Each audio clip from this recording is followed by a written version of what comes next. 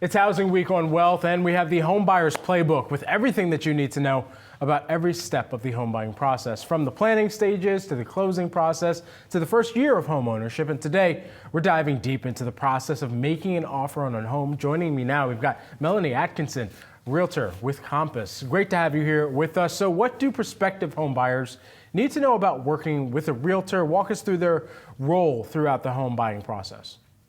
Yeah, well, we know that 88% of home buyers use a realtor because the process can be confusing for people. So what they need to know is that their realtor is going to work with them to be their home buying project manager. They're going to help them get access to houses. They're going to help them do research on the homes, even off-market listings. They're going to help put the team together that will help them through the home buying process, like lenders, insurance agents, inspectors. They're also going to help you understand your contract and negotiate it. And they're going to navigate the inspection and repairs process, everything that needs to be done to get you to the closing table. So explain how a buyer-broker agreement works. Yeah, so that's been a big change in our industry in the last year. So buyers are now required to sign a buyer-broker agreement with their broker agent that specifies the duties of the buyer-broker. It also specifies compensation.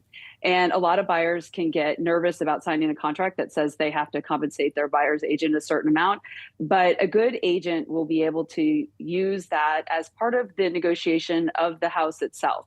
It is not unusual for sellers to still contribute to the buyer's agent compensation. And in Florida, where I work, we still have a lot of sellers that are outwardly offering buyer's agent compensation. So we don't want buyers to be afraid of it, but we want you to get an agent that understands it and can explain it to you and negotiate it properly. So what do prospective home buyers need to do as they get ready to make an offer?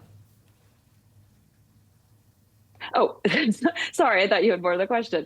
So whenever they're ready to make an offer, they want to make sure that they have their pre-approval letter ready. They want to make sure that they're going over all of the disclosures that the seller is providing. So homeowners association, condo associations, they definitely do not want to get stuck in a situation where there's some special assessment that they didn't know about. So check those disclosures.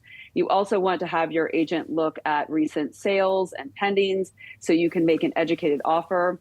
And then really important is to consider all the costs of homeownership from a monthly budget perspective. Don't just look at your mortgage payment. Make sure you're paying attention to insurances and extra homeowners association fees and, of course, taxes.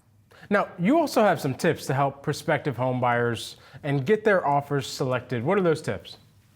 Yeah, so it's not all about money all the time. Obviously, that's the best way to get your offer to stand out is to offer more. But really finding out what the seller's motivation is. Maybe they need a long or short closing. Maybe they need a lease back where they are getting out of the house over a month and allows them an easier transition.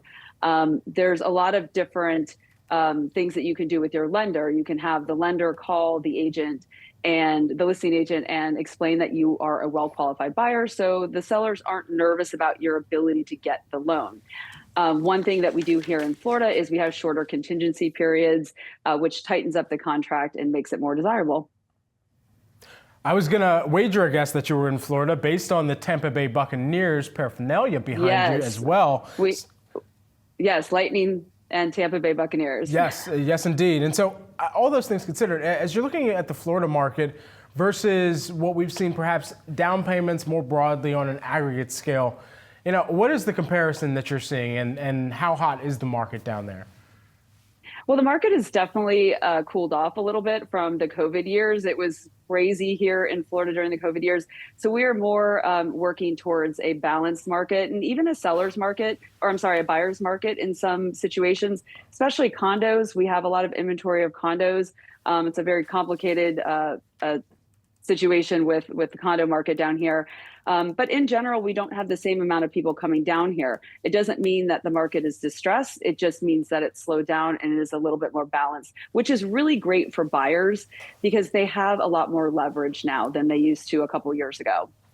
Melanie, thanks so much for taking the time here and breaking down some of the expert tips for folks who are getting out there and perhaps doing some shopping this weekend. Appreciate it. You're welcome. Thank you.